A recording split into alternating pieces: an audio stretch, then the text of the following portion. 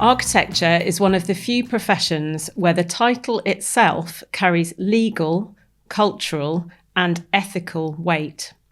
Architect is a protected title, but it's also an idea, an identity, and a way of thinking about the world. In recent months, that idea has come into sharper focus following the decision by Chris Williamson, current president of the RIBA, not to renew his registration with the Architects Registration Board.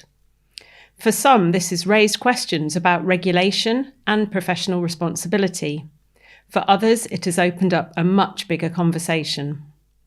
Today's episode is an opportunity to step back and ask a more fundamental question. What does it mean to be an architect today?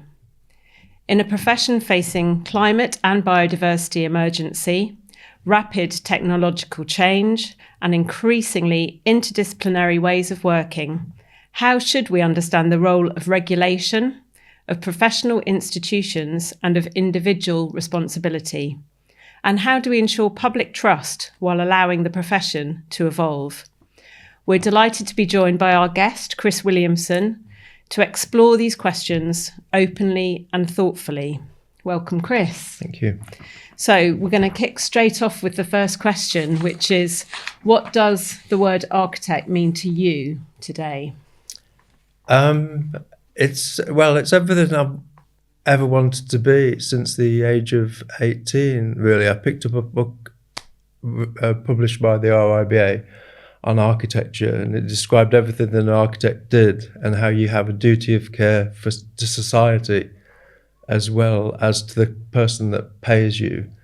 And it's this protection of title, but not protection of function, has been going on for so long.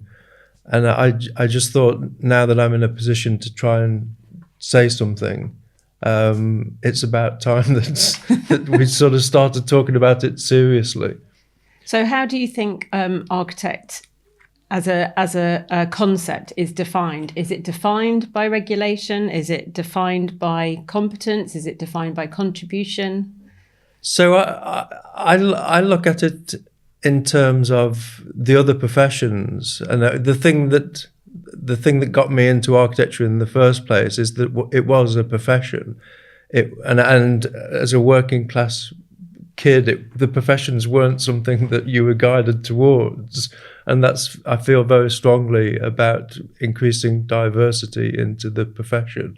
But when you look at how doctors are, I think these days people are questioning everything. So it's quite rightly that architecture should be questioned as well. We always go for a second opinion these days. We don't trust anybody, it seems. So and in some ways that's quite good. So the legal profession, the medical profession, and the building industry, the development, built environment professions, it's quite rightly that we question, but I think I know how good architects are and how dedicated they are, and how revered they used to be, and that kind of is disappearing. So I think it's time that we've stood up and fought back a bit, and just, I think we've lost our influence with politicians and decision makers. They don't ask us onto boards, they don't ask us onto committees, and as much as they should do, as much as they used to.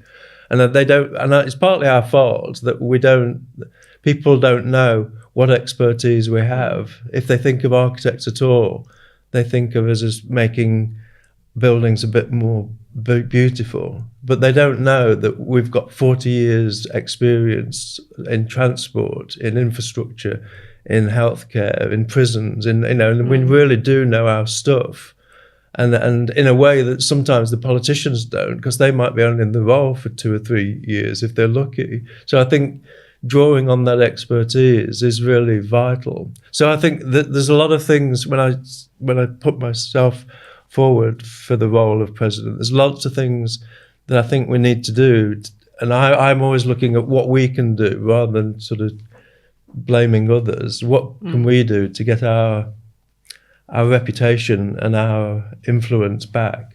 Yeah, it's really interesting. You talked about, you as a young person discovering the role of architect. You've just talked there about politicians not really understanding what we do. How do we bridge that gap in understanding? And, how important is it that the public understand what we do? I think we just have to explain more. I mean, this debate, I've been, I wanted to be president because this has been going on for so long, and it's a very cyclical argument. And I think it's not actually rocket science of how you do get more influence and but for some reason, and also the way the profession is structured now, everybody is so busy working, and you haven't got any downtime whatsoever. I mean, the architects used to be more influential because they could take time off and go and talk to people. Now you're working the whole time just to make a living. The fees have gone, since the fee scale was abolished, have gone from sort of 10% to 3%. And, so there isn't any downtime at all. When Dennis Lasdon designed the National Theatre, he could have 6 months off before he got the next job because, you had some money. Yeah. And but so I think things have changed. It's become less of a profession and more of a job. So I think that there's certain things we need to do, and that starts with school kids, getting them interested in architecture and the built environment. I mean, I attended an event at the Guildhall alongside your company as well a few weeks ago, and it's astonishing just how little school kids and school teachers know about our profession. So it starts from a very early age and then goes on from there. So if you can get the school kids, you can usually get the parents to be interested as well, and then they'll become school governors, so even if they're not interested, they don't become architects, they might become clients or might be involved in the building industry. But I think we're starting from quite a low base, but there is a lot we can do, I think. Fantastic. Those kind of opportunities are so valuable, definitely. So it was really interesting, your position that we, mentioned at the start of your decision to resign from the Architects Registration Board, and obviously it's attracted a lot of interest and publicity. Can you talk a little bit about registration of architects and the original purpose of the Architects Registration Board? How well do you think it's actually serving its purpose today? I don't think it's working. I mean, just recently on LinkedIn, it was posted that there are 600 cases that were investigated of people calling themselves architects that weren't, and there were no prosecutions. So if RIBA are doing one thing, they're supposed to be stopping people calling themselves architects when they aren't. That's the one thing they're supposed to be doing. And for 2 years, there have been no prosecutions whatsoever. So you kind of think, well, what are they doing? And I'm not a confrontational person. I've spent my whole life working collaboratively. And when I went to the RIBA and said, look, because what happened was, this is going on for quite some time, but then I handed 300 certificates out to Part 3 students that were graduating one Saturday afternoon in Euston. And 300 sets of parents were so pleased with their kids having finally graduated as an architect. And they were all explaining, so what happens now? And what does ARB do? And what do RIBA do? And 300, almost, well, I didn't speak to 300 sets of parents, but it felt like it. And my photograph taken 300 times. And just thinking about this is actually bonkers, So, and I went to the RIBA and said, look, what would happen if I resigned from the ARB? And I expected them to say, no, that's stupid. But they thought, actually, let's think about it. And by the time they thought about it, I couldn't back down even if I'd wanted to. So it just became a campaign, really. And I think what it has done is just brought it to people's attention that people hadn't thought about it really before, and said, look, because after the Grenfell Tower inquiry and the looking at protection of functions. Yeah. That's what we should be protecting. We need to protect the title as well, but looking at a matrix of skills that you need for the whole of the plan of work, where you do need an architect in order to preserve safety and public interest and competence. An architect should be involved in quite a lot of those issues. Yeah, so that's really interesting. So do you think, actually, because protection of the public is obviously the key remit of ARB, do you think registration as a principle protects the public? I think that's the way forward, and but the government are looking at it at the moment in terms of public safety, which is the right thing. But then there are also, I think, if we can do that and get that sorted, and it'll be mainly involved in high-risk buildings. But then there's a greater issue of looking at why you should use an architect, as well as probably another competent designer. I'm not at all a protectionist saying architects should only be used. It's like if you've got a degree in photography, you want a photographer to be able to take every wedding photograph there is. I'm not saying you should protect everything that we do, but you need to ensure that there is a competent person involved for specific things. So, and then that will then translate to conservation areas and historic buildings, or sustainability, or making sure that those things are done properly, and making sure there's a competent person ensuring that those things are done, so you don't get mistakes making when you're renovating whole streets and retrofitting. So I think certain functions need to be done by the right person, which happens in the medical profession, happens in the legal profession, that you don't, everything isn't protected, and people, it changes over time. So pharmacists have more responsibility than they used to do. So things do change, but you need to review and make sure the competent person is doing the right task. Yeah, so I mean, it sounds like you're saying that the current system basically just doesn't reflect how we actually work as an industry, as a built environment profession these days. No, it doesn't. And I think, I can't call myself an architect because I haven't paid my ARB fee, but I can call myself a fire engineer because that isn't a regulated function, and that's balmy. So I could sell my services as a fire consultant on a large infrastructure project. So I think that and that goes for the whole of the built environment industry. So it's a bigger issue than just architects, isn't it?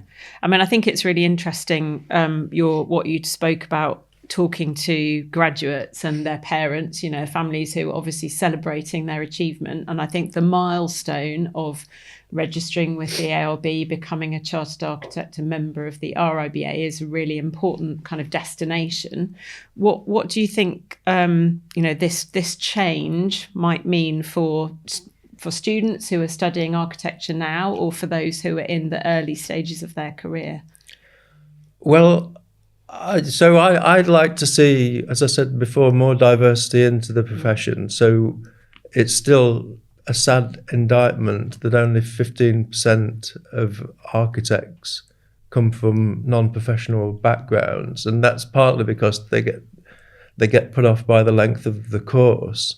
So I think there's something we can do that, and I think ARB are quite right that there's too much emphasis on part 1, part 2, part 3, and the day you pass your part 3, you're then an architect, and you're not an architect till maybe 5 years after. So I was going to run my campaign as president solely on the issue of education, and but a couple of past presidents said single issue campaigns never work. If people aren't interested in education, they won't vote for you.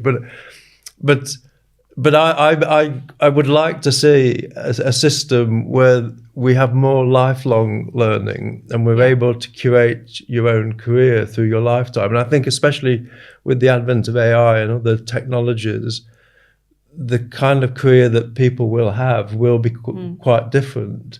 So there might be consultation, community engagement consultants, or stakeholder management, or different aspects, or AI itself. And people will specialize throughout their career, and it doesn't mean to say they have to do that for a lifetime.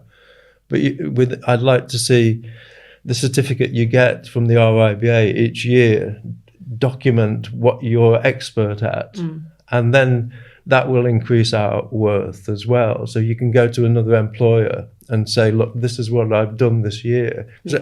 For example, I did a couple of years ago, I did 120 hours to qualify as a sustainability consultant on infrastructure projects. 120 hours, of which I was allowed, or did well. I needed to put 2 down for that particular block, because I had to put 2 down for everything else, you know.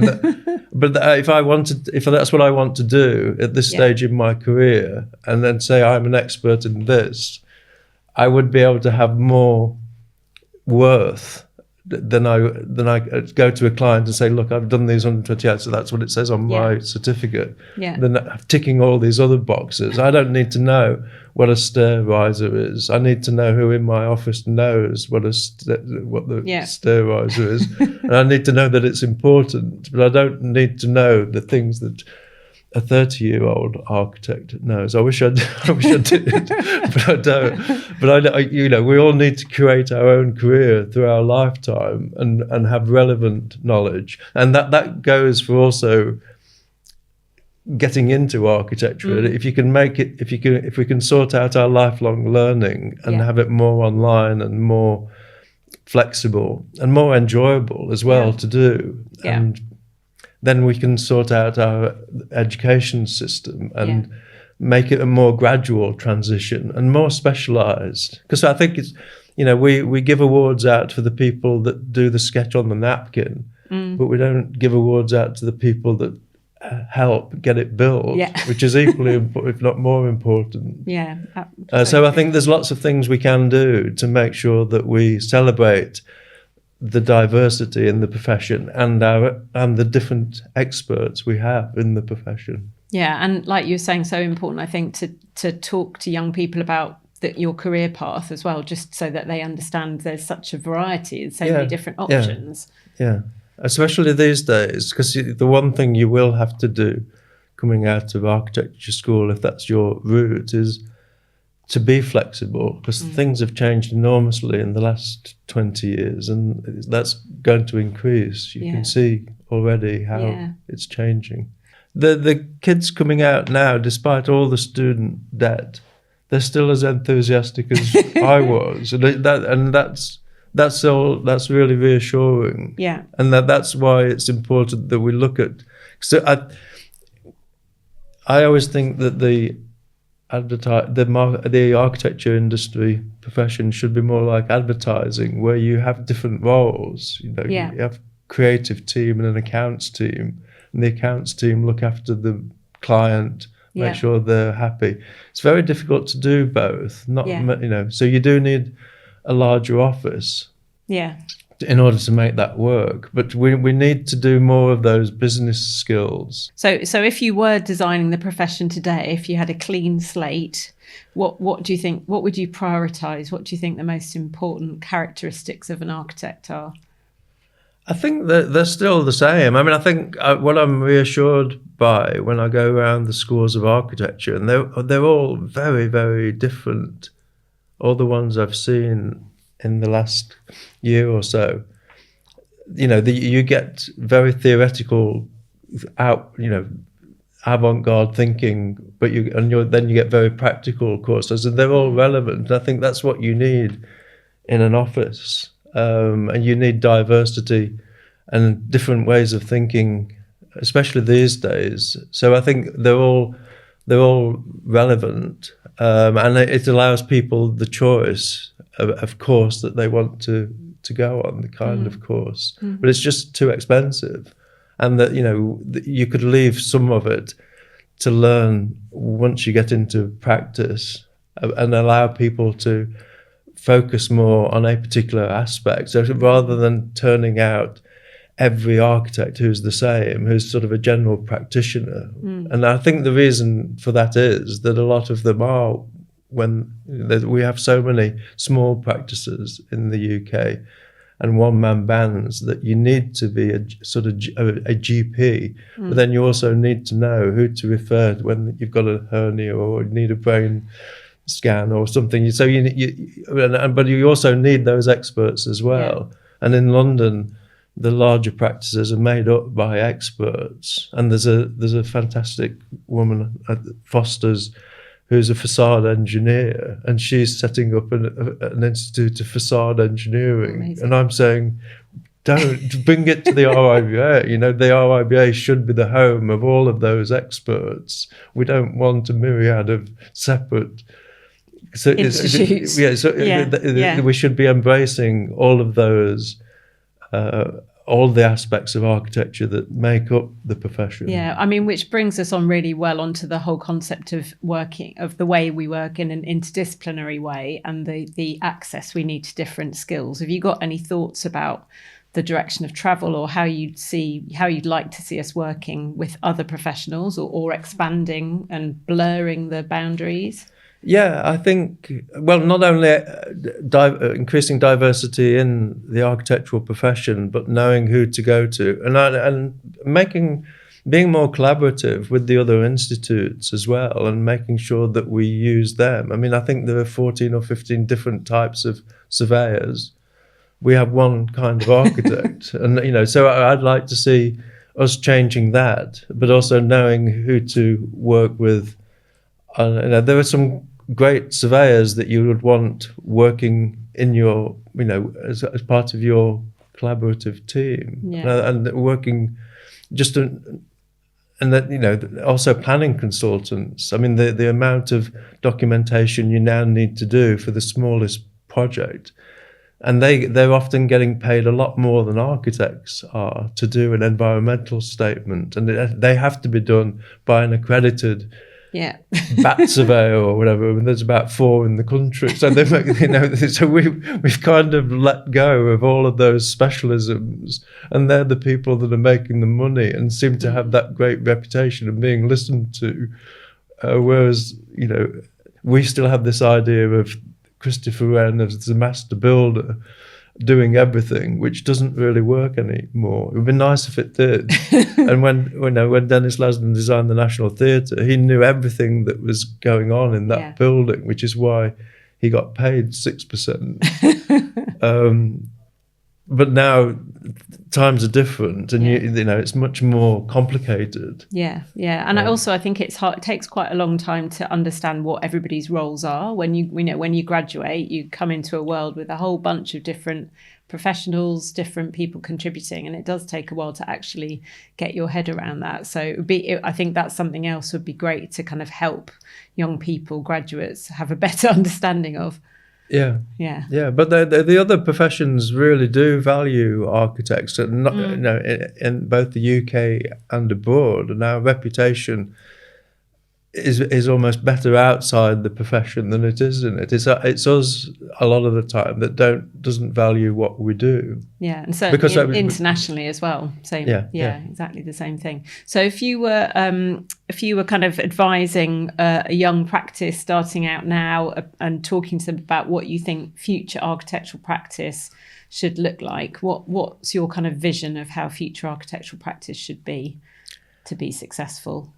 So I think it's going to involve a lot more. There's a lot more we can do in terms of making it less confrontational, and I think development in this country is quite a confrontational issue, and we kind of, the developers come up with a scheme. Planning isn't as structured as it used to be, so it's really the developers that drive the economy, rather than the planners sitting down thinking that, right, this is what our city wants to be. And I kind of liked the one thing that the coalition government did, which was bring in the community forums that supposedly had an equal weight to their local plans.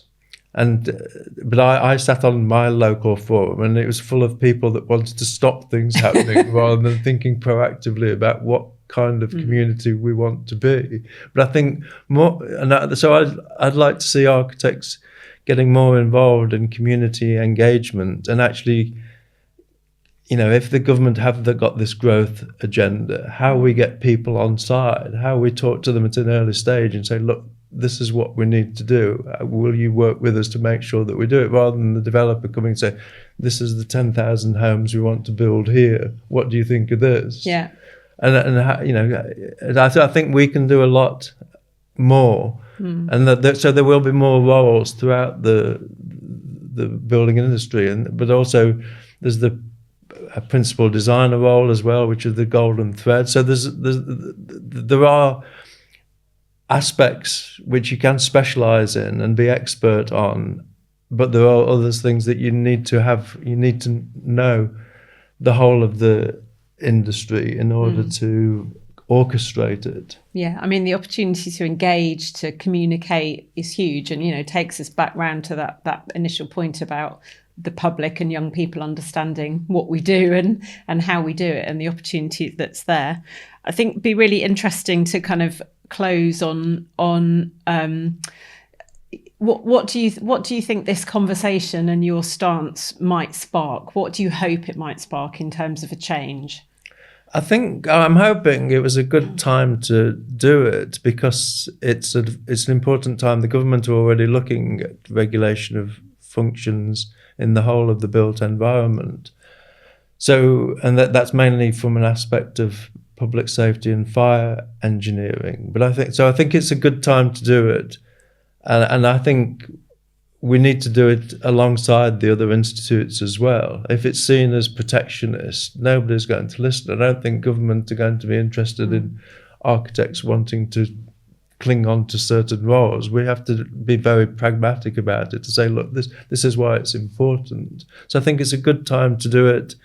And I think we've had constructive conversations with government and other professional bodies. So I think you never know how these things are going to work out, but I think it's working well so far. Yeah, and if you future gaze, 10 years into the future, if all goes in the direction you hope it will, what do you think architect will mean to people? So I'd like people to realise, as I think I do, is just how good our architects are, and how, I mean, if you travel outside of the country and work abroad, we are seen as being the best in the world. Yet at home, nobody really understands what we do. And we've built the most fantastic schools, the most fantastic hospitals, great infrastructure, and all those, and hospitality and houses, and those skills are really highly sought after around the world. And yet for some reason, we've so when I first got involved in the RIBA, it was in 1999 when David Rock was president, and he wanted to do this advertising campaign saying, use an RIBA architect, and it wasn't just focusing on Sterling Prize winners and great award-winning buildings. It was focusing on why you should, why it didn't cost an awful lot of extra money. You pay a little bit more on design fees, but you save an awful lot. But then, in the scheme of things, presidency changed and nothing happened. Nothing didn't happen. But I still think it would be a great thing to do. And whether it's an advertising campaign or whether it's just a groundswell of activity and getting more city architects, getting people to stand up for their community, because we are incredibly passionate, and we've got to channel that passion in properly so that we get listened to. Yeah, and I think we're great at envisaging a better future, and I think that at the moment that positivity is something that a lot of us would really value, I think, in terms of the vision of the future. Yeah, and I think that but I would be for the first to admit that we sometimes get the vision wrong, and we did make mistakes in the 60s, and after the war some of the housing developments still act against us, possibly because they turned their back on the street, and they had different kinds of spaces to the spaces we traditionally enjoy. So I think we have to, but I think these days there's more interest in architecture and the built environment than there ever have been, and people are genuinely interested in it. There's more on the TV, there's more in the newspapers. So we've got to channel that, really. Yeah, and did I see you'd written a book as well for children about architecture to try and help communicate that? So there's a Paul Iden in Manchester, who's heavily involved in the Manchester School of Architects, said he was worried that the RIBA was not having so much emphasis on the lions, the crest, and it's something he said sparked this idea of the lions in the jungle being the custodians. So it's a children's book about a school being built, and the lions decide to involve an architect. So and I thought if it could get children interested in architecture and why architects are important, then the parents that are reading it to them might also get to use the lion. I love it. That's great. Fantastic, Chris. Thank you so much. That was a really fascinating conversation, and I'm really hoping that your stance is going to make the difference that you hope to the profession. Thank you very much. Thank you.